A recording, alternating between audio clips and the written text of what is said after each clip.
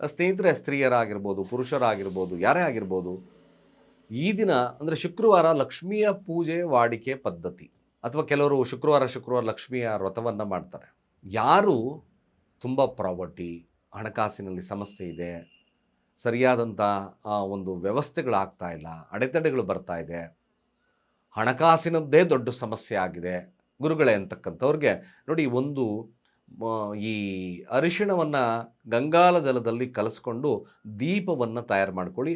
ಅದರಲ್ಲಿ ಸ್ವಲ್ಪ ಮಟ್ಟಿಗೆ ಯಾವುದಕ್ಕೆ ಅಂದರೆ ಆ ಅರಿಶಿಣಕ್ಕೆ ಸ್ವಲ್ಪ ಎಳ್ಳನ್ನು ಮಿಕ್ಸ್ ಮಾಡಿ ಆ ದೀಪವನ್ನು ತಯಾರು ಮಾಡಿ. ಅದಕ್ಕೆ ತುಪ್ಪವನ್ನು ಹಾಕಿ 3 ಲವಂಗವನ್ನು ಇಟ್ಟು ಆ ದೀಪವನ್ನು ಉತ್ತರಾಭಿಮುಖವಾಗಿ ಉರಿಯೋಗೆ ಮಾಡಿ. ಪ್ರಾರ್ಥನೆ ಮಾಡ್ಕೋಬೇಕು. ದೀಪವನ್ನು ಹಚ್ಚಬೇಕಾದ್ರೆ ಲಕ್ಷ್ಮಿಯ ಮುಂದೆ ನನ್ನ ಎಲ್ಲ ಸಮಸ್ಯೆಗಳು ದೂರ ಆಗಿ ಶುಭತ್ವಾಗಲಿ, ಸ್ಥಿರ ಲಕ್ಷ್ಮಿ ಆಗಲಿ ಅಂತ ಹೇಳಿ ಓಂ ಶ್ರೀ ಮಹಾಲಕ್ಷ್ಮೀ ನಮಃ ಮಂತ್ರದ ಒಂದು ಹೇಳ್ತಾ ಆ ದೀಪವನ್ನು ಆರಾಧನೆಯನ್ನು ಮಾಡಿ. ನಿಜವಾಗ್ಲೂ ನಿಮ್ಮ ಪ್ರಾಪರ್ಟಿ ನಿಧಾನಕ್ಕೆ ಕಡಿಮೆ ಆಗ್ತಾ ಬರುತ್ತೆ, ಹಣಕಾಸು ವಹಿವಾಟುಗಳು ಚೆನ್ನಾಗಾಗುತ್ತೆ, ಬಿಸ್ನೆಸ್ ಕೂಡ ಚೆನ್ನಾಗಾಗುತ್ತೆ.